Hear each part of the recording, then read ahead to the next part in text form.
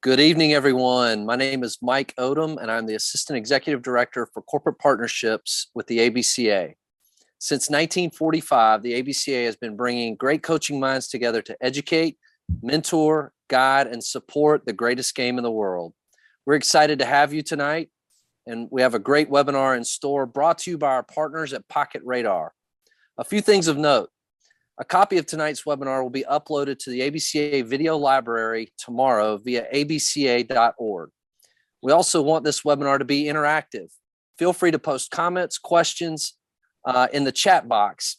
Our panel will get to those at some point throughout the webinar. Also, we're a few weeks away from the ABCA convention in Chicago. There's still time to sign up for both the in-person or the clinic live stream sessions. Visit abca.org for more information. At this time, I'd like to introduce our host tonight, Chris Stewart, co-founder of Pocket Radar. Chris, thank you to you and Pocket Radar for putting the webinar on tonight. Take it away. Thank you very much, Mike. I really appreciate it. So good evening, everybody. Thanks for joining us. We really appreciate you joining in here. We wanted to come in today and give a webinar for our friends at ABCA and talk a little bit about kind of what it takes to get accurate readings when you're doing data. So radar guns have been a part of baseball for several decades now, but realizing what we've found when talking to coaches, and Todd's going to share some real stories, there's still a lot of misconceptions about how they work and how you use them, and we want to make sure we're sharing some good information. So that's a big part of our process here, is to help people understand more about how to make sure they're getting accurate readings with the right setups. So that's our goal tonight. My name is Chris Stewart. I'm one of the co-founders of Pocket Radar Incorporated. Pretty much expert in radar. I've been working in the test and measurement and radar business for many, many years. I worked on my first radar gun right out of high school. It was my first job. Since then, I've helped develop systems around the world. One of the systems I helped develop with my partner was the system that calibrates every radar in the U.S. Navy still today. So been doing this for a long time. I'm also a volunteer professor and guest lecturer at Sonoma State University, where I teach classes in radar development there as well. And then I'll let Todd introduce himself here to you as well. Nice to be here, and thank you, Mike and ABCA for having us on. So my name is Todd BLYLEVEN, former Major League Scout and pro player. I had the luxury of signing guys like Troy Tulowitzki and Kevin Jepson and seeing some great players all over the country. I grew up in the game with my dad playing professional baseball, and I've been in the corporate space working with product brands in sports, more focused recently in the last 5 years with tech brands, and really excited to be part of the Pocket Radar team and just learning more every day about today's technology. I think what Chris is going to go through is really going to be educational to a lot of you because, like me, I've coached, been on the field for 25 plus years, ran travel teams, owned an indoor training facility, have a son that's an 18-year-old going into his senior spring year, switch hitting catcher that, going through the recruiting process and understanding what today's metrics mean to the families, to the athletes, to you as coaches, and the recruiting process, the development process, and how valuable gaining accurate measurements and metrics are to your overall success in the end as a coach and winning ball games. So I think what you're going to find today is really interesting. We're going to have some stories. We're going to talk about some real user case scenarios, and Chris is going to really display in a really easy fashion how to understand and use radar a little bit better, I think, in the long term to help you succeed. So, Chris, you're on, buddy. Thanks, Todd. Real quick, what we want to do is just a brief overview of who we are at Pocket Radar and stuff, right? We've been working in this for a while. As a brand, we're really focused on taking innovative technology and accurate measurements and making those accessible to all athletes and coaches. So we really set out to reinvent the radar gun technology and put it in everybody's pocket and make it affordable in a way that wasn't before we came along. So we've been working at that for a while. This is our 13th year. We'll be coming up to the ABCA convention. Very excited to meet some of you there. Stop by the booth if you have any other questions beyond what we do today. As a company, we're focused on continuing innovation, but it's all coming from listening to coaches and athletes. All of our products have evolved from direct feedback. So please stop by and let us know your stories of what's going on. So far, we've won 4 Best of Show awards. We're hoping to keep that record going and winning some more. And then our latest product we want to show you when we get to the show is our Smart Coach Radar with app system that allows you to do videos with the speed embedded and do a lot more in your training process. So as a company, we have a pretty broad product line with lots of different products for both traffic safety and for sports. These are the products we have focused on baseball.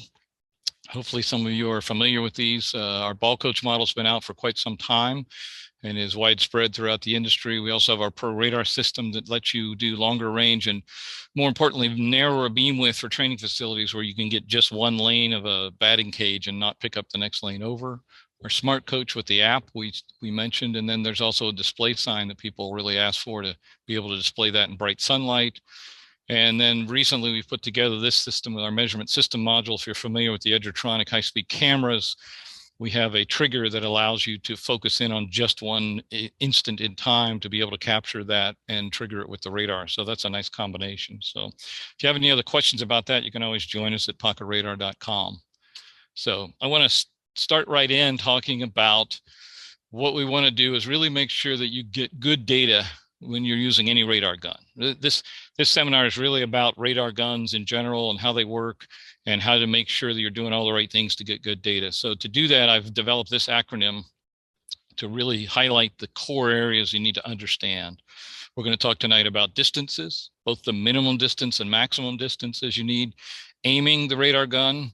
One of the things we'll talk about is radar focuses radio waves into a narrow little beam like a flashlight beam, and that's a critical thing to understand. Tilt becomes a big issue, and then angles are a huge issue in radar, and that's not always well understood. So we'll spend a good bit of time trying to make it easy to understand what these issues are and how they affect what's going on in the radar.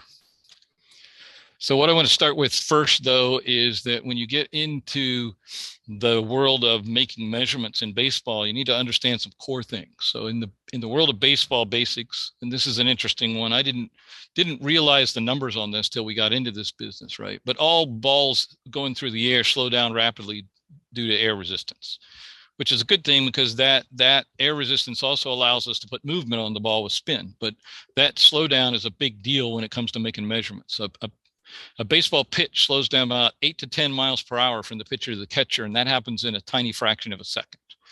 In reality, a baseball pitch decelerates faster than a Ferrari can accelerate. That's a big deal in the world of trying to make a measurement. So you want to get that fastest speed always at the release point. If you pick it up anywhere else, it's not going to be the fastest speed, and it's not going to be comparable. The other thing to learn is that when you're doing exit velocities off the tee or off a live batting, every 1 mile per hour, you can increase that exit velocity on a well-hit ball is 4 to 6 feet of carry distance. So average about 5 feet per mile per hour. And that's a big leverage point when you're doing your training. The next thing I want to cover is radar gun basics. So all radar guns use what they call the Doppler effect, and I will talk a little bit more about that in a minute, to measure the instantaneous speed of the ball. So the reason I bring that up is that there's always some confusion about distances. The measurements are actually made instantaneously at a point in space. It's not about it covering a certain distance and then measuring time. That's not how radar works. So that's something we'll get into more. Accurate baseball radar guns always track the ball in flight to guarantee you get that top speed. If you want a good radar reading, you want to be able to track the ball over multiple readings and make sure that it knows that it's getting the ball in flight and it's giving you that top speed. So we'll talk some more about that. Radar guns work off radio waves. They focus those radio waves down into a focus cone about the shape of a flashlight beam. That's going to be critical when we talk about aiming.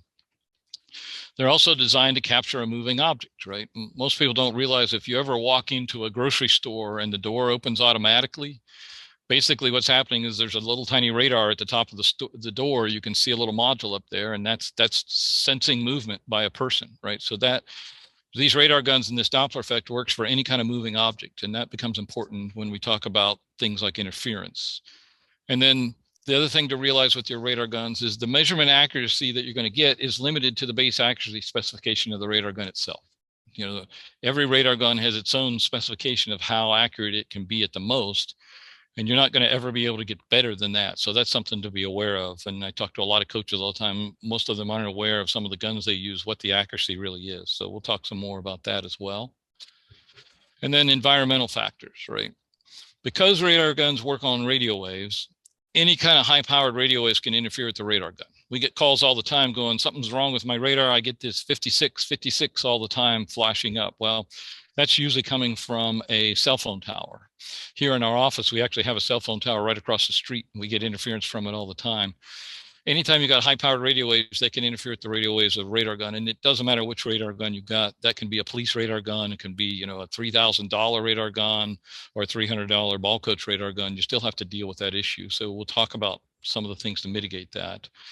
Moving objects in the background can be picked up by any radar gun. One of the things we get into with indoor facilities is fans and motors and heaters and things like that. If those are in the background of that, that will give you what the police refer to as ghost readings. You get readings when you don't expect to. So what I always tell people, anytime you're going to go use any radar gun, take it out in the environment that you're going to use it in, hold the radar gun button down or the trigger and see if you get any of these readings when you don't expect to, when there's no ball in the air. If you do, then you need to look around and say, what is the source of this? Maybe you can move the fan, maybe you can aim in another direction, maybe you can set up your drill another way. We also have some features in our Smart Coach radar to be able to filter those out. So those are things to be aware of that are really important. So at that point, I want to turn it over to Todd. He's got some stories and some real world situations that he's come up against in terms of how he's seen these effects of radar and how you set up and that those 3 or 4 items that we're going to talk about next. I want him to give you a story of what he's seen, and then we'll talk about why that's happening. So take it away, Todd. Yeah, thanks, Chris. I'm down in Tomball, Texas this summer, watching my son play and watching a 17, 18-year-old right-hander pitch, good movement. He's getting ground balls, good manipulation to the ball. He's a strike thrower, good mechanics to him. I mean, this is the type of kid that you want to watch on the mound pitch. He's exciting to watch. He's getting outs, and standing directly behind home plate, probably about 40 feet back. The person that was running the game and the scoreboard had another radar gun that was pointed a little bit more down into between the umpire's feet and the backstop. So it really wasn't even positioned correctly. And then I've got about 5 college coaches off to my right, about 10 to 15 feet off to my right. And I noticed one of the coaches pulled out a radar gun, pointed it at the pitcher, watched the pitcher throw a couple pitches, and then put it back into his jacket pocket, or maybe it was his back pocket. And so I had the Smart Coach radar, just standing right behind home plate, and I tilted it correctly and had this pitcher throwing, anywhere from 86 to 89. So I asked the college coach, I said, what are you getting him at? He said, no, he's topping out at 86. So I said, well, why don't you come over here and try it from here? And then I started getting engaged with him, told him who I was. My son was playing, but I'm also representative of Pocket Radar, just to break the ice. He takes out a different radar gun, and now his gun's 87 to 89. The other coaches come over and follow. Now, all of a sudden, there's an interest in this pitcher because he's hitting velocity readings that these guys were excited about. But 30 seconds prior to that, the coach put the gun back into his back pocket because that velocity reading wasn't hitting that certain metric high enough to where he thought that pitcher, although I like his pitchability, can't really compete right now at the level of play for my particular program. And so, Chris, I want to talk about that in the angle off, too far off to the right or left. And then also too, we stepped down into below there where the parents were sitting. And I actually asked the young man that was doing the scorekeeping to tilt his radar gun up because he had it sitting on a box of balls. And his radar readings went from 84, 86 to now capturing 87, 89. Now when that kid's stats go into that pitcher's player profile for that tournament organization, his velocity now tops out at 89 and not 86 for the day, which really affects his overall searchability when college coaches are going into the back end looking for players and recruiting. Now, all of a sudden, that kid shows up when that coach is looking for an 88 plus mile an hour fastball, right-handed pitcher, say from South Texas. So, Chris, can you explain to me and the audience here a little bit more on angles and why the readings were so far off compared to mine just sitting right behind home plate? Yeah, that's a great story, Todd, of the problems we face every day with people trying to understand some of the fundamentals of what happens in this stuff. So that's a great lead in to some of the stuff I want to cover. So I'm going to go into a little more technical detail right now, some of the details of this stuff. The first thing I'm going to talk about is this Doppler shift thing, right? It's very simple. What happens is anytime any waves go out, these could be sound waves, water waves, electrical waves, right? Anytime a wave goes out, if it bounces off an object, it comes back and reflects like an echo. But if the object is stationary, it comes back at exactly the same frequency. But if the object's moving away from the source, then what happens is it stretches the waves out and changes the frequency down. And if it's moving towards the source, it compresses the waves and makes them go faster. This is something a smart guy named Christian Doppler figured out, 100 years ago.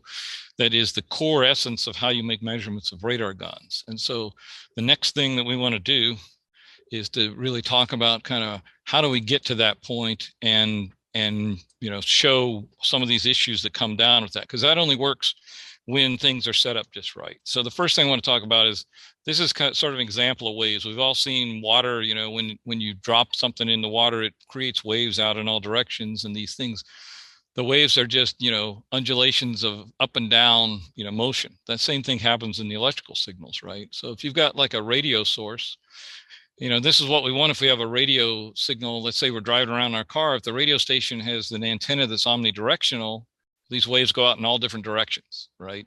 That's what we want, because if we drive the car here, we want to get the same signal as over here, right? That's really important. So any direction is the same as any other direction, right? But if you're talking about radar guns, we want to be able to look in one particular direction. So they narrow those beams down into a focused beam. And you only get a certain part of them by focusing that down into that beam. And then, as long as the signal is going out in one direction, then the real trick is the object needs to be traveling directly in line with one of these radios that goes towards the source. That's really important. So like I said in the intro, the police have a 40-hour class they put together to help them learn how to use radar and understand all these effects to make that work. We're trying to condense that down for you guys into a very short period of time. But I did borrow one of the slides out of the police radar course, right, where they talk about angles and what they call the cosine effect. And what that really means is that anytime that the path of the moving object is off angle with the path of the radar beam, then you're going to get lower speeds. In this case, if the car is coming around the corner, even if it's going 60 miles an hour, because its direction of travel here is not the same as the direction of the radar beam, you've got an angle, and what reflects back comes back at a lower speed, and it looks like it's about 10 miles per hour low. So when you look at the angle here, you can do that. And that's why they call it the cosine effect, because there's some nice math you can go through if anybody wants to dig into it. But that tells you why that is going down in speed and not giving you the true speed. So the trick is, if you've got the ball travel, and it can be going away from you or going towards you, but it needs to travel in line with this beam. If there is no angle between the beam going out and the path of the ball, you have no angle, so there's no cosine effect, and you get a true speed. But if the ball travel is going this way and the radar is off to the side, and this is what Todd's describing, right, is the radar is off to the side. Now, this starts to lower the speed, and the further off you get, the lower and lower the speeds get. So that's really important to understand, is you want to aim this thing so that the ball is traveling as close as possible directly in line with the path of the radar beam. So here's some rule of thumb for you, right? Now, this is difficult because it changes with degrees and angle, right? So if you're less than 10 degrees and you do the cosine, it's less than 1% low. So you're in pretty good shape.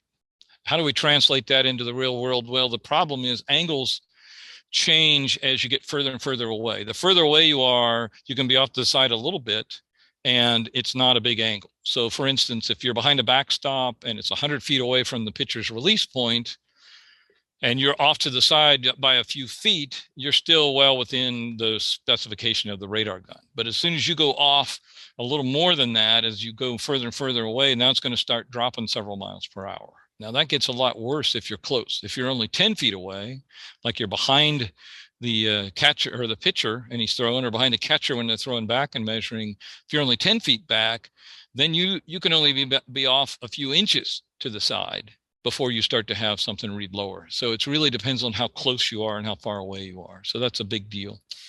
The other thing that's a big deal that Todd mentioned was one of the radar guns was tilting. And tilt becomes a big deal because of that cone that I told you about, the flashlight shaped cone, right? So, we all hold our cell phones. It's easier to see the display on our phone or our radar if we hold it like this, right? But is that much tilt a big deal? Well, if you look at the beam that's coming out of here, that's a narrow focus beam, well, this one you can go straight out and hit the pitcher and make sure you got the release point. But if you get this much tilt in there, all of a sudden now what you're going to be facing is you're going to be focusing on some point in front of the pitcher's foot. And what that means is the ball won't even be in the beam at the release point. So you're going to get it later down the pipe, which we said is slowed down. Halfway down the pipe is about 4 or 5 miles an hour slow. And that's one of the most common things that you see with it, is not understanding that you really need to be careful about the tilt. So here's an example of kind of a way you can set up if you talk about the backstop. Now, if you know anything about the pocket radar products, we build a product that's really small, fits in your pocket, but it's really intended for coaching and training. So it's got 120 feet of range to get the release point. So that's one of the things I want to talk about: distances. There are minimum and maximum distances. Every radar gun has a maximum range. Ours is 120 feet. So if in the case here, where let's say you got 60 feet between the pitcher and the catcher, you got another 40 feet to the back of the backstop, well, you can be about another 5 feet or so back and still have plenty of range to get the ball out of the hand here, and so you want to be aimed at that release point down the beam as much as possible to make that work, right?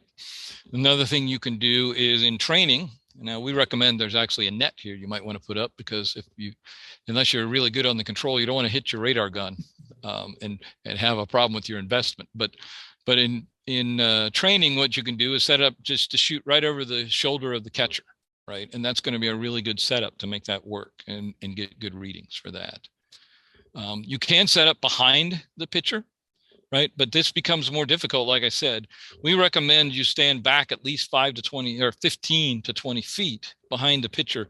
The reason for that is that beam that we talked about spreads out as you go further back. Imagine a flashlight. If you take a flashlight, you shine it on the wall and you're a few feet away, then what happens is you're only going to see a little spot on the wall, a little white spot that's maybe 10 or 12 inches in diameter at most, right? And that makes it really hard to get the ball in the beam. Whereas if you back up 20 feet, now that beam on the wall is going to be 5 or 6 feet in diameter. It's going to be much easier to make sure that's in the beam when you release it. So that's an important one. But you also need to hold the gun up to where the ball is going straight down the beam as you make that work. That's an important thing to understand, because you want it to be in the beam right at the release point. Here's a common problem we run into. I had a guy call me today on the phone and was having difficulty, and I asked him what the setup was, and he said, well, the guys were 2 feet behind me and off to the side, right? And what happened was, they're doing this. He's getting 3 or 4 miles an hour low. The reason is the ball's not in the beam at the release point. This point here, it's probably 3 to 4 miles an hour faster than this point, and it's 8 to 10 miles an hour faster than this point. So making sure you're aiming that carefully and getting that narrow beam in there is really critical. So this is some of the drawings we've got to really help illustrate that issue. So at that point, I'm going to hand it over to Todd, and we'll talk some more details on this stuff. But Todd, you can share another story you had about the setup for outfielders and catchers. Yeah, I think, going back on those slides, really, I think it's really important for all of us to understand. I know when I was scouting with the Angels and the Rockies, I never got any formal training on how to position my radar gun. It was more pull it out of the bag, point and shoot, capture the metric, whatever that is, and move on. I'd be really close up, against nets or doing raw, arm velocity and things. So I'm excited to kind of share some of these scenarios. And one right here is a classic where, I'm at a showcase event, and one of the scouts that was in charge of capturing the raw arm velocity, the outfielder, was throwing the ball from right field to home, and the scout was positioned closer towards in line more with a throw from right field to third base, just behind the pitcher's mound. And so again, I'd like for you to kind of go over what the reason why all those parents in the stands next to me, because my kid was at the event, were complaining that their son's arm velocity readings were much lower than they were at their previous showcase. And then the other piece that, was a personal thing with me is my son was behind home plate as a catcher, throwing a 1-9, whatever it was, 4 or something to second base. But the scout was positioned in the 4-3 hole where second base usually sets up. And again, they had his arm velocity at 72 miles an hour, which didn't even make sense. And I've got I'm doing the stopwatch and everything else. And so I'd like for you to talk about how important, again, it is to make sure that the proper angles, and explain a little bit more there on what happened, because it's very common on that. We as coaches or scouts, you get into habits, and we just think sometimes I can just hold the radar gun up and I'm going to capture whatever ball is moving within this 180-degree radius. So Chris, can you talk about that, please? Great. Thanks, Todd. Yeah, that's one of the common problems I run into, right? People would love to be able to just say, hey, I want a magic device. I can just hold it up in front and have it, generally in any direction, get whatever's out there. And I wish we could do that, but that's just not the way radar works. So understanding these issues of angles and cosine and the aiming is super critical, right? So, what I wanted to point out was, we talked about this, right? If we have the catcher throwing the ball to second base, but the radar is over here in this spot, right? So now you can see these lines, right? Is that, the angle between this spot and this spot is a very significant angle, and that's going to lower the speeds dramatically, right? So where would you want to be for this setup, right? Ideally, the best place is probably right over the shoulder of the catcher, 20 feet back, like I said, where you can, get the ball going away from him, going out to the second baseman, and then you're going to get a much better read on that. Because if you're standing off to the side this far, you're going to get a significantly lower reading, again, because of the angles and what happens to lower it on the cosine effect. This is the reason why the police can't sit down a side street and clock the cars as they go across in front of you. They have to be in line with the traffic to get a good reading. Now, with the police, they don't really care that much if there's a little bit of cosine effect, if they're sitting off to the side or ways, because it's always lowering the speed. So it's always in the benefit of the driver, right? So you drive down that road, if the police sitting off to the side and he reads 75 miles an hour, you're still going to get a ticket. He just, you may have been going 80, right? But you're still going to get it. So he doesn't care if it's a little low. But in baseball, a few miles an hour is a huge deal. So these critical issues with angles are something that's important for people to understand. We want to make sure that we help people get it. So we do have the chat window open. If other people have questions, we'll try to get to those. So go ahead and type anything in. I'll work on those as well. Here's another one where Todd has talked stories about, if you're looking at throws from the outfield to home as a drill, right? There was somebody in between, second base and the mound that was doing the readings, and this is even more angle, right? So, you're in the range to be able to get the speeds from there, but you're not able to get a good reading because you're just not there. Now, you don't want to be standing here and get hit by the ball, and you don't want to be down low on the ground because then you have a vertical angle, which does the same thing. But in that case, they should have had somebody set up back here behind the person 20 feet or so and catching the ball as it goes out, right? That's the best position you would be in to get those outfield throws to home. So that makes a big difference if you understand these cosine errors, and it's going to always lower the speed of the readings that you're getting. So there's some good examples. We'll go into that. And then there's the other good examples when it comes to ball exit velocity. So Todd, you want to share a story with us on that? Let's talk some hitting now. Coaches, we love this stuff. So now I'm at another showcase, or even I'm in batting practice, and I'm attempting to capture bat exit velocity from my batter, hitting on into the field, and I'm standing on my step there behind the turtle cage. How can the coach, based on what you're showing us in angles and tilting, how can the coach properly capture bat exit velocity in this user case scenario? Because if the batter pulls the ball constantly, is he getting a good reading? And the other scenario here that I'd like to maybe have you talk about a little bit is in the showcase or combine like settings a lot is you see the radar gun being set up 2 feet off of a cage. The batter's hitting the ball off of a tee towards the ball. The ball's traveling about 3 feet of distance, maybe into the net. And so total between the ball and the tee and where that radar is positioned, you've got about 5 to 6 feet. Is that batter constantly getting good accurate readings? Because I've seen kids come off and just smoke the ball and come out of the cages going 72 or whatever that reading is, like they're just scratching their head. And then I see kids that are hitting the ball a little bit down and the readings, showing, and these kids are coming out and they're high-fiving each other when really there's just no comparison, subjectively. So Chris, can you go into those 2 case scenarios for us? Great points. That's something we see all the time. One of the things that I mentioned earlier is if you have an accurate radar gun for baseball, it has to track the ball over a distance of flight in order to make sure that it can guarantee it's seeing a ball in flight and sorting that out from all the other things. And it also needs to make sure that it makes multiple measurements to guarantee it can say, okay, if I see multiple measurements, I know it's a ball slowing down the way I expect, but I want to go back to the beginning of that sequence and find the fastest speed. And to do that, it takes time. So the pocket radar product, what it does is it measures very rapidly, every 1/50th of a second. So 50 times every second, it makes a new reading looking for a speed.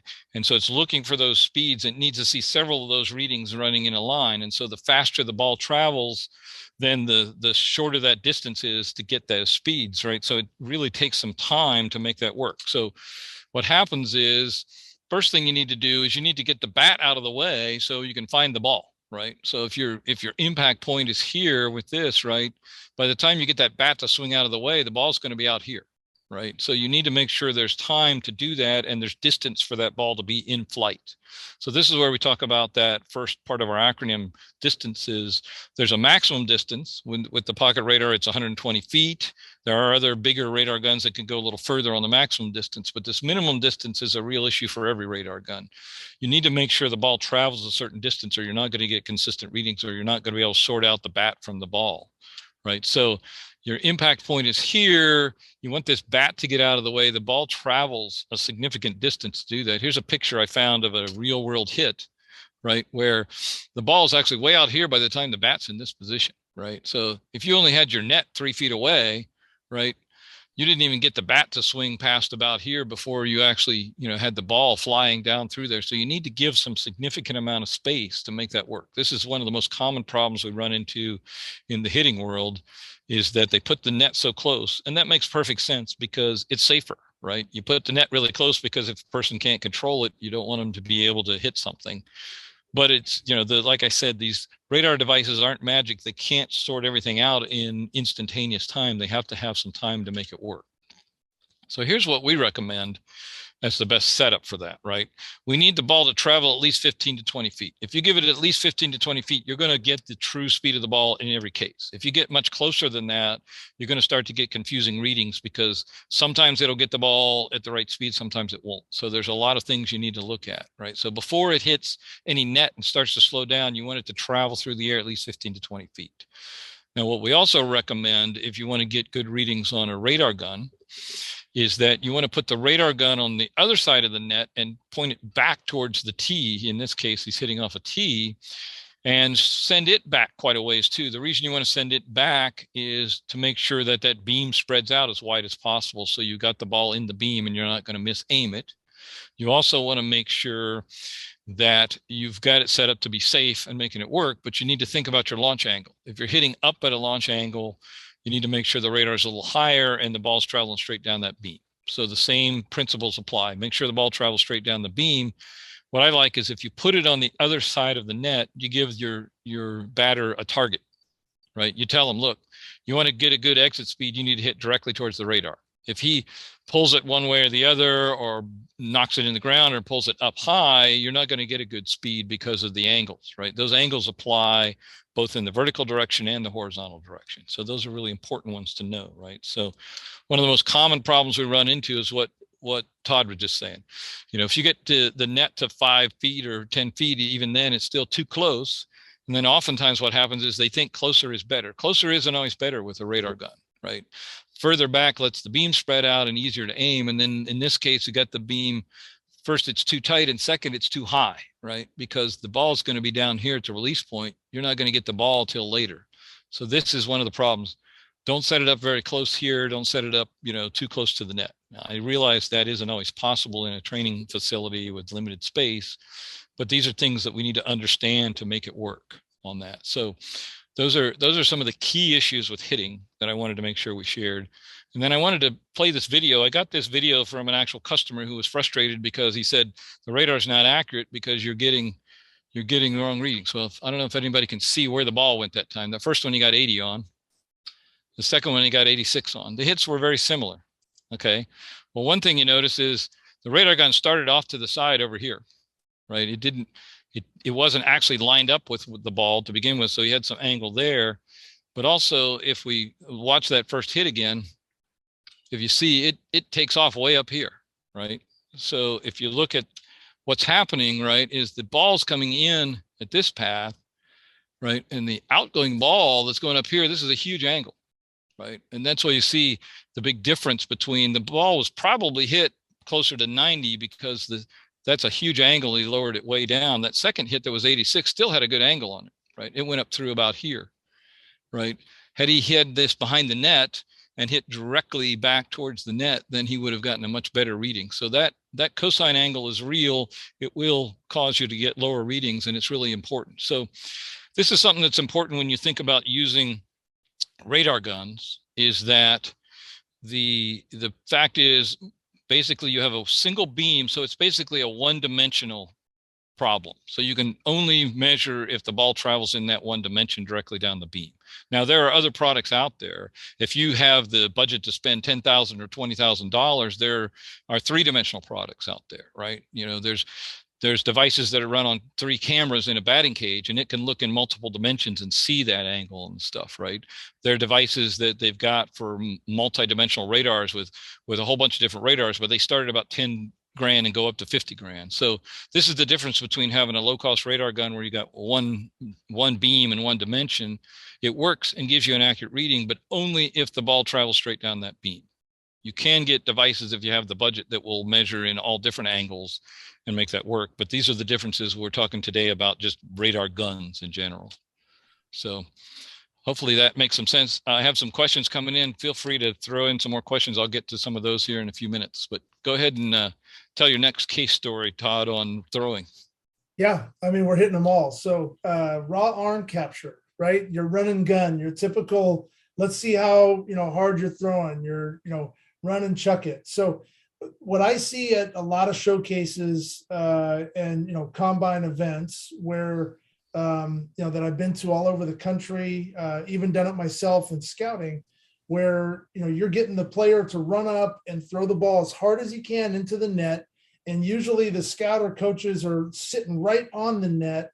So again, like hitting, Chris, that ball is getting most of the time about 3 to 4 feet of flight off of the hand coming in. And then that coach is about 2 to 3 feet, sometimes closer to the net. The theory is that from an athlete's perspective, I want to try to get as close as I can to the radar so it captures the best speed possible, because I'm afraid if I stand back, that ball's going to be slower and my raw arm velocity is going to be a lot lower. Again, I think it's really important as we're going through this, what you're describing and how you're educating, and I found this to be really educational. And as long as I've been in the game, I thought it was fascinating, even from coming from a pro scout side. When I look back at players that I scouted, or even sitting at the area code games or whatever it may be, and I was off angle, there may have been some guys that I put the gun away a little bit too soon on, even though I liked their pitchability, had I gone back and sat in the proper distance. So I think this is really really awesome. But if you could talk about the raw arm capture, proper setup, maybe show some incorrect setups for us. Yeah, that's a great point, Todd, because the most important thing I could get people to take away here, I guess, is with radar guns, closer is not better, right? That's why I talked about it uses the Doppler effect, right? It isn't about the distance you are away, because it measures the instantaneous speed right at the release point. So if you're anywhere within 100 feet or so away, you're still going to get that release point, right out of the hand. But backing up, letting the beam spread out further, aiming it carefully is what's going to get you a good reading. And further away is almost always better, as long as you're not too far away where you're out of the range of the radar itself, right? So those are really important things to talk about, right? So we talked to a lot of people about this. So the same general rules apply here, right? Let's say you're hitting. Now the answer is, with throwdown drills, what I find a lot of times is they will come up and, have a downward motion, right? So the ball is typically either flat or going down a little bit. So think about that when you're aiming your beam and tilting, is, make sure that they're throwing directly towards the radar. Again, it's nice to have a target over there. Put it 15 to 20 feet back. You get a nice spread out of the beam. You get a nice, coverage. But what I always tell people, put a piece of tape on the ground, 15 feet out, or, a lot of times I'll tell them, pull out a bat and do 6 bat lengths. Right? Lay down the bat 6 times and put 6 bat lengths before you release the ball. I get calls all the time from people having trouble with this. And I say, look, just back up another 10 feet, put a tape on the ground, and it solves the problem, because you need the ball to travel and you need multiple measurements to make sure that it can guarantee it's finding the release point for you. If you do that, you're always going to get that release point accurately right out of the hand. And that's what you want to do to get a consistent reading and guarantee that you're getting good reading and good data for your athletes. So that's super important. Again, this is the situation that Todd was describing. They get really close in and the ball doesn't travel far enough, and the beam is so small that oftentimes they miss it. This one, we got a little far back, but if you're 2 feet back here, they often miss the beam. So you'll start to see a theme here. It looks very similar to what I showed you in the hitting scenarios, right? It's really about the beam shape, aiming that beam carefully so the ball travels straight down the beam. Don't get too close, so the minimum distance that it carries is 15 feet or so. And, don't get too far away. Obviously, when you get beyond the 120 feet range, you're not going to get the ball at the release point. But in hitting and throwdowns, that's not usually a problem for this. So critical issues to do. So real quick, I was going to answer just a couple of quick questions here, right? Bill asked, can we get a copy of these diagrams? All these diagrams I pulled off of our support page. So if you see at the bottom here, it's pocketradar.com support. Our customer support manager has done a great job of working hard to create these diagrams for you guys for all different sports. So if you have any questions at all about the best setup, you can go to our support page. There's a diagrams link that has diagrams for all different sports. So that's a great question. Thanks for asking that. And then another person asked about, if you have softball pitchers, they have a different release point. Obviously, if you're talking about fast pitch, they've got the windmill motion, they're coming down. Well, their release point is probably, 1.5 feet off the ground most of the time. And one of my biggest challenges when I get somebody, they do the same thing. They're standing up like this guy. And let's say it's a pitcher throwing the other direction. The ball may be down here and the guy's up here really close, right? So again, back up, let the beam spread out. And then I always tell them, get down on the ground on a knee or on a bucket. Make sure that beam is at the same level. The radar gun needs to be at the same level that the person is releasing the ball. Because if you're standing up here and the ball's down here, you're going to get a significant angle and you're going to get a way lower reading. So again, aiming that beam at the same level and going straight down that beam and being far enough for it to spread out. Those are the basic principles. So thanks for the questions. Keep them coming. So another thing we talked about, Todd, I don't know if you mentioned this one yet, about the, somebody throwing from shortstop to first base, right? So this is an example of what's a good way to do that, right? So, in this case, there's plenty of range, in this case, to be right behind the first baseman, aimed straight out at that and standing behind them as they're coming in and getting a good reading because they're coming straight towards it, right? So you want to be like right over the shoulder, aimed out at the ball. If you're a little bit off one side or other, like I said, 1 foot or 2, no problem. The angle is really tiny when you're this far away. But if you're right behind them, that's a bigger problem, because if you're 1 foot or 2 off right behind them, it becomes a big angle really quickly. So Todd, I'll hand it back to you to talk about your next scenario for the raw arm speed capture. Yeah, you started to go into some of it, especially on the softball side, and then on the pitching side. But I think I want to just break it down a little bit more, because this is really important as a coach, and you're trying to capture velocity readings in order to help that athlete in the development stages. Pitchers throwing a bullpen, the positioning either behind the catcher or behind the pitcher. And a lot of times, as coaches, you don't have time to spend with just that one athlete in a team practice setting. So sometimes you're coming up, you're pulling your radar gun out of your pocket, you're right here, you're maybe aiming it correctly, maybe you're not, maybe you're off angle, maybe you're talking, you pull it out, you go here, you look at the reading and you put it away, and you process that in your own way on where that athlete is in that metric in that bullpen setting.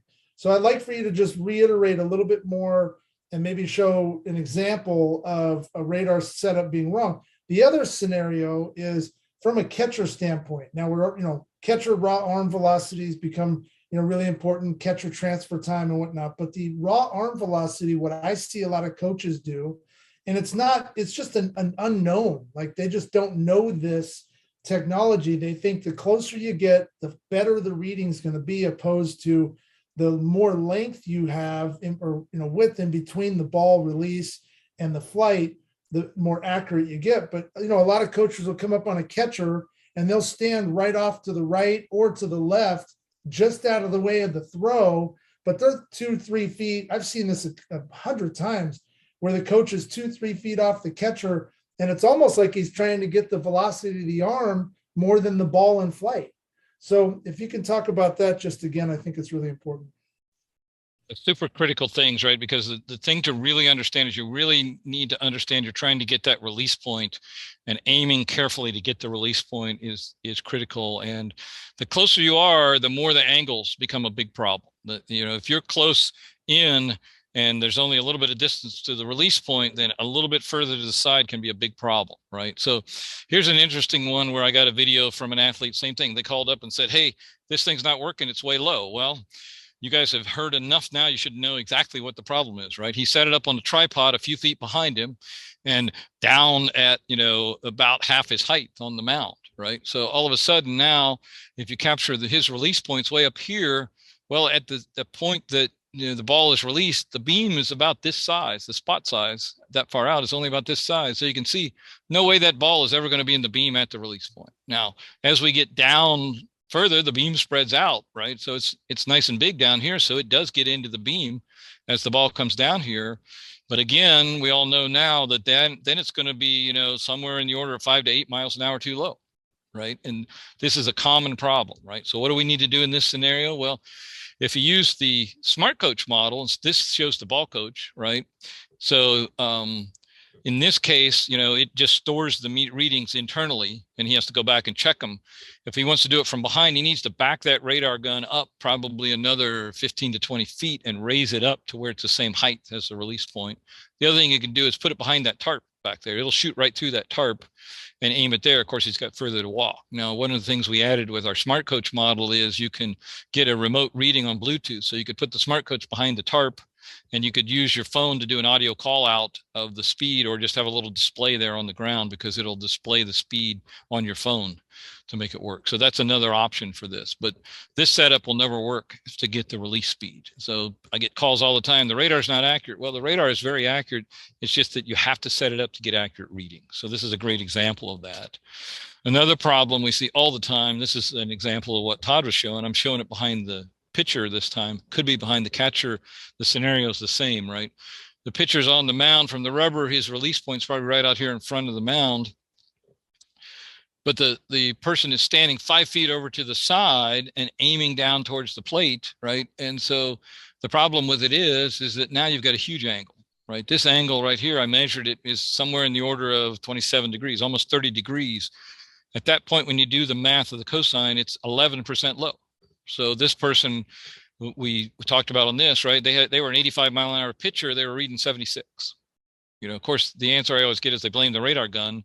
The reality is, I said, look, just take the radar gun, back up 20 feet, aim it right over the shoulder, and all of a sudden you're getting 85 miles an hour. So it's a huge deal to get these aims set up and understand the angles. Chris, I think it's important on this slide right here, when you talk about the beams, right, and the waves. Again, that ball has to travel through 3 or 4 waves of radar to bounce back and give the radar device that accurate reading. So if that ball doesn't cross those waves enough, then that's what causes that deficiency in the radar reading. That's what causes that low score. Well, there's two problems, right? Is that this one probably traveled far enough because it's in the beam quite a ways, right? You know, this is approximately 120 feet for our range on the radar gun, right? So it's probably in the beam well beyond the 15 feet that needs to be in the waves that you talked about. That's not the problem. The cosine effect of the angles is a different problem because the radar waves that bounce back come back distorted from the angle. They only bounce back directly at you. Those waves only repeat in exactly the same way if you hit them head on. It's sort of like a ship. When you don't want to capsize a ship, right, what you do is when they get big waves, they steer directly into the waves. So they come up and down over top of the waves, right? So if you go off at an angle, then it starts to tilt things and it changes the way the waves hit you. That's what happens with the cosine effect. The reflected waves change if you're off angle. You need to be straight in line with those waves to get a good reading. And that's what the cosine effect's about. It's basic physics, but I don't want to go into all kinds of details with the math on it. But more importantly, you know, there's 2 problems. You need to have the radar beam, have the ball in it long enough for a minimum distance travel, and you also need to be in the right angle. So again, we'll review at the end our acronym about data, right? The distances are critical. So minimum distance, let the ball travel at least 15 feet. Maximum distance, you got 120 feet to the release point. After that, you're not going to be getting it at the release. You know, if you talk about angles, right? Big deal on the angles. If you go further and further you go off angle, the lower and lower the readings are going to be. Tilt is a big deal. It's very simple and easy to tilt down your wrist just a tiny bit. All of a sudden now you're not aimed at the pitcher anymore, and you're not getting the ball in the beam at the release point. Again, aiming the ball directly in line and getting the ball in the beam at the release point, those are the fundamentals that are critical to get good readings on that stuff. And then, of course, aiming carefully is the other A. So we'll talk some more about that. So good point, Todd. So, you know, that leads us well into the scouts in the stands, and that'll lead us well to one of the other questions that just came up.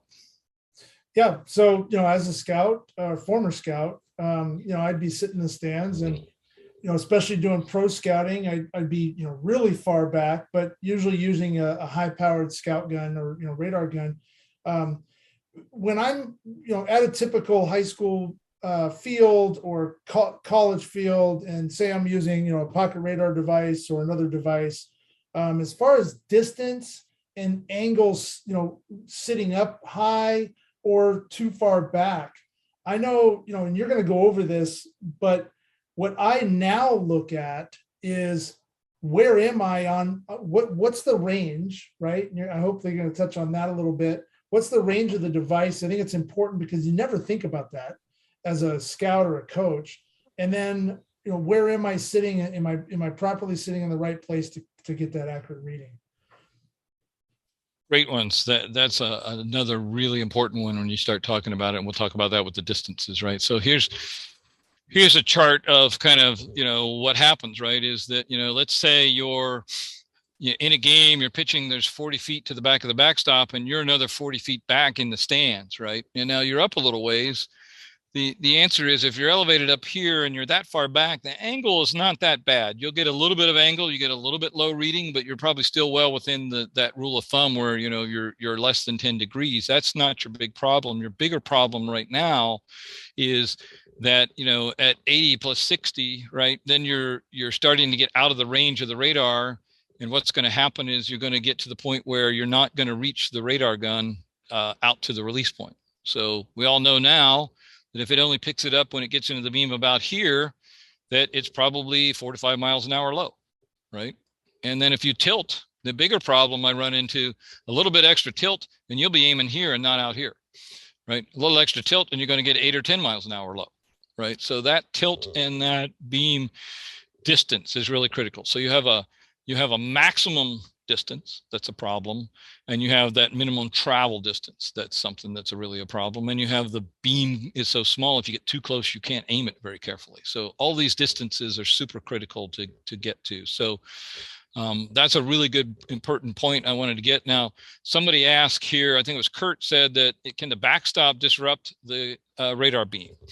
And that's a great question, right? If you've got a metal chain link fence, like a lot of fields do, then what happens is the holes in the fence are big enough for the radio waves to get through really well. You might lose a little bit of range because a little bit of the energy bounces off that metal fence and doesn't get through. So you might lose from 120, maybe only have 110 feet if you're going through a metal backstop. So, they don't change the accuracy, but they can change the range slightly. It's not a lot. I always recommend try to be within 100 feet for sure, because the other problem is as you get to the maximum range, the beam narrows down and then it gets even harder to aim because it's sort of cigar shaped out here. And then as you tilt just a little bit, you get to a worse problem. So if you can stay within 100 feet, you're going to be doing much better. You can do it if you aim carefully out to 120 feet, but that's something to be aware of.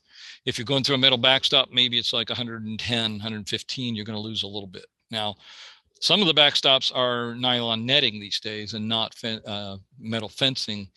It'll go right through the nylon net. One of the things, though, we've learned that's really interesting is that, remember, we talked about things that move. Moving objects can interfere with the radar gun.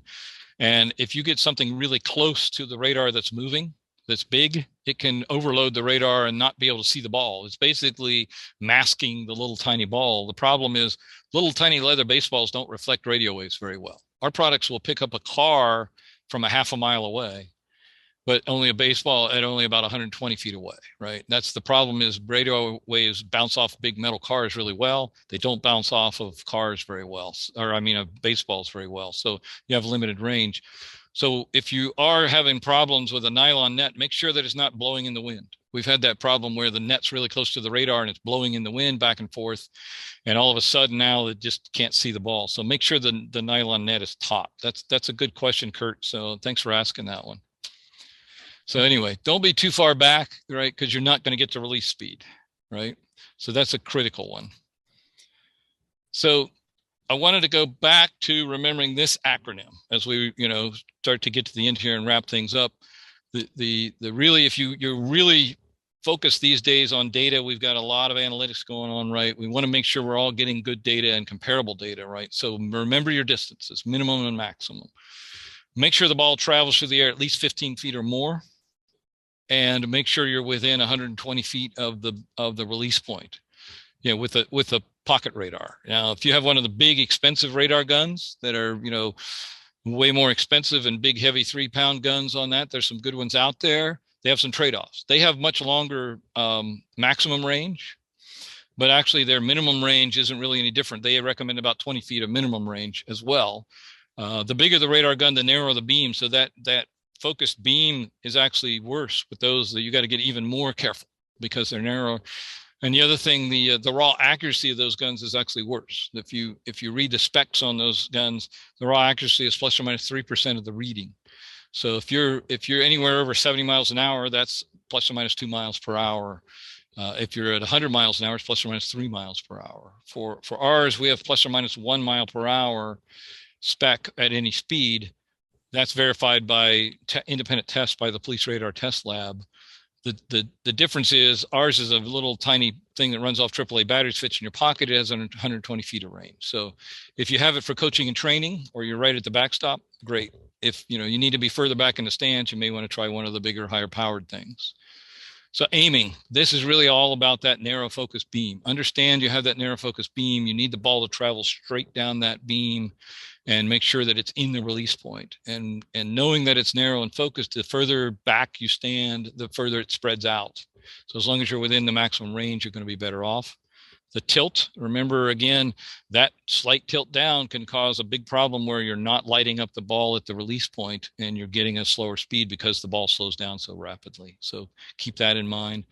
And then angles. This is the big one, right? Cosine angles make a big difference. If you're off to the side even slightly, especially if you're really close, then you can have a problem with the angles. So, rules of thumb are great, but it's all in degrees. If you're behind a backstop and you're 100 feet away, a few feet off to the side. If you're within, 3 to 4 feet off to the side of the catcher's shoulder, you're still in good shape. You're well within the plus or minus 1 mile per hour stuff. But as you go further over to the side, it's going to start lowering and lowering very rapidly. And, this is one of the reasons why you can't use a radar gun from the dugout, right? It's just the angle is way too high for that. So one of the reasons we invented the Smart Coach is you can put the radar gun right behind the catcher where you need it, and you can Bluetooth wirelessly over to your phone if you need the readings to go to the dugout. So that's one of the things that coaches ask us for, and that was one of the things I talked about where we looked at it to trying to say, how can we, improve ways that can make your experience better? So that's pretty much most of what I had here for the presentation. I have a couple more questions I was going to get to. Anything else you want to add, Todd, before I dig into some of the questions? No, you're hitting it all. This is awesome. Great. Well, keep the questions coming, guys. If you have anything else, if you don't ask them here, you can always call us. Pocket Radar is committed to education and helping people, right? Even if you don't use our products, we're happy to answer questions on any radar. And believe me, we have them all. We test them all the time, and we know the issues that you face on these things. And all these things are true of any radar gun. So you can reach us at our toll-free number at 888-381-2672, or just look it up on pocketradar.com. Give us a call. We're always happy to help. So a couple more questions I had is that Kurt added that,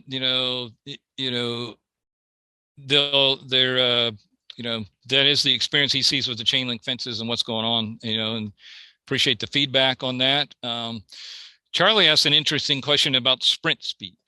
That's a really interesting one, because remember I said that baseball radars track the ball in flight, and that's a very specialized thing to do.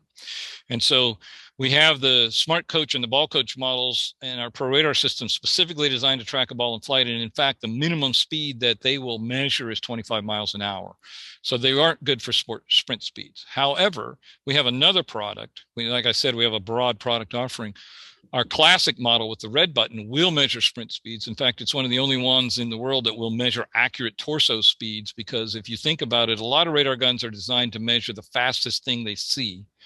And if you're talking about a sprinter, your instantaneous speed of your arms or your legs have to be faster than your torso, or you'll never get forward motion on them, right? So we have an actual specialized version that's used by a lot of the top running training facilities in the world for doing sprint speed. So if you're interested, call us up. We'll talk to you about the classic model. The good news is it's a little less expensive.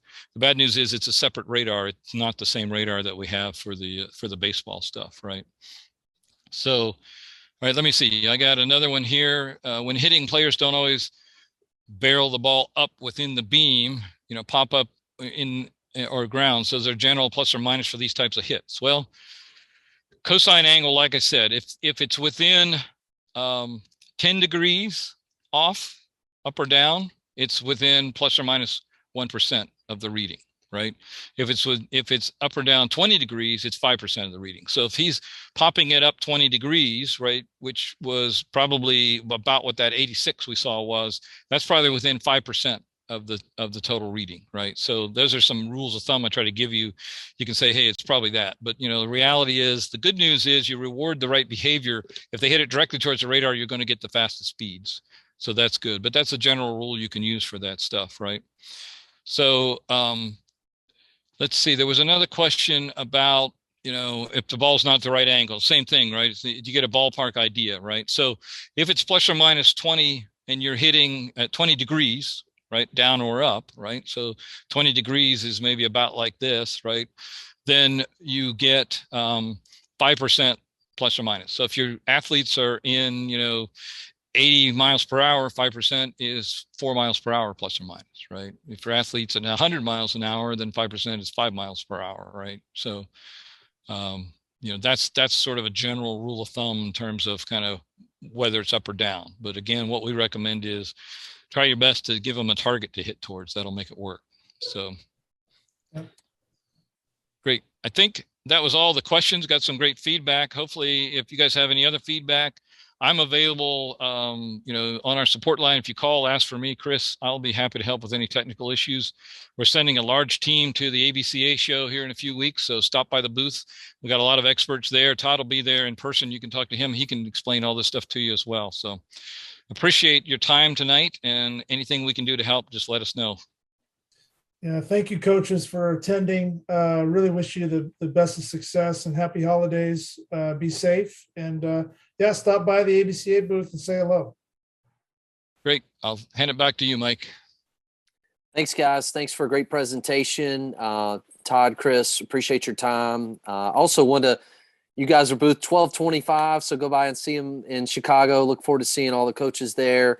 And lastly, also want to thank you for over the last month. ABCA members have had the opportunity to win the products Pocket Radar Technology Scholarship, and really just appreciate the partnership that we have and your generosity with the ABCA members. So thanks for tonight. Thanks for what you do with the ABCA throughout the entire year.